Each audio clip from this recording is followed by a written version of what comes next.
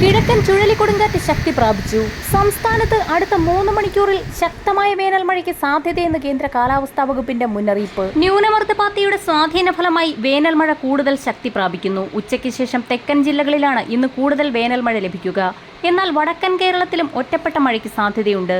കഴിഞ്ഞ ദിവസങ്ങളിലെ പോലെ കണ്ണൂർ മുതൽ തെക്കോട്ടുള്ള ജില്ലകളിലാണ് കൂടുതൽ മഴ ലഭിക്കുക. കാസർഗോഡ് ജില്ലയിൽ കാഞ്ഞങ്ങാട് വരെയും മഴ ലഭിച്ചേക്കും. ഇടിമിന്നലും പ്രതീക്ഷിക്കുന്നു. കേരളത്തിൽ മധ്യതെക്കൻ ജില്ലകളിൽ 1 മണിക്കൂറിലധികം നീണ്ടു നിൽക്കുന്ന ഇടിയോടുകൂടിയുള്ള മഴ പലയിടങ്ങളിലായി ലഭിച്ചു തുടങ്ങും.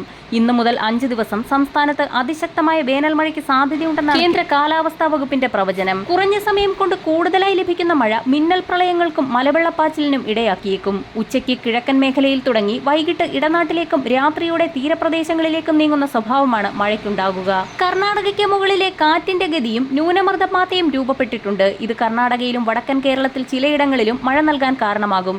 കർണാടകയിൽ ഇന്ന് ഇടിയോടുകൂടിയ ശക്തമായ മഴയ്ക്ക് സാധ്യതയുണ്ട്. തെക്കൻ കേരളത്തിലും ഉച്ചയ്ക്ക് ശേഷം ശക്തമായ മഴ ലഭിക്കാൻ അനുകൂലമായ അന്തരീക്ഷമാണുള്ളതെന്ന് കാലാവസ്ഥാ നിരീക്ഷണ വിഭാഗം അറിയിക്കുന്നു.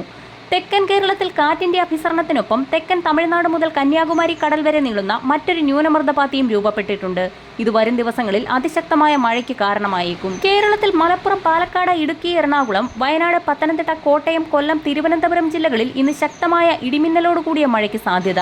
മണിക്കൂറിൽ 55 കിലോമീറ്റർ വരെ വേഗതയിൽ അതിശക്തമായ കാറ്റിനും മിന്നലിനും സാധ്യതയുള്ളതിനാൽ പൊതുജനങ്ങൾ ജാഗ്രത പാലിക്കണമെന്ന് ദേശീയ ദുരന്ത നിവാരണ അതോറിറ്റി മുന്നറിയിപ്പ് നൽകി. സംസ്ഥാനത്തുടനീളം അതിശക്തമായ കാറ്റിനെ തുടർന്ന് നിരവധി നാശനഷ്ടങ്ങൾ റിപ്പോർട്ട് ചെയ്യുന്ന സാഹചര്യത്തിൽ മരങ്ങളും മറ്റും കടപുഴകാൻ സാധ്യതയുള്ളതിനാൽ കാറ്റുള്ളപ്പോൾ ഹോർഡിംഗ്സുകൾ, പരസ്യപ്പലകകൾ, മരങ്ങൾ എന്നിവയ്ക്ക് താഴെ വാഹനം പാർക്ക് ചെയ്യരുതെന്ന് മുന്നറിയിപ്പിൽ വ്യക്തമാക്കുന്നു. കാലാവസ്ഥാ മുന്നറിയിപ്പുകൾ ആദ്യം തന്നെ ലഭിക്കുന്നതിനായി ചാനൽ സബ്സ്ക്രൈബ് ചെയ്യാൻ മറക്കാതിരിക്കുക.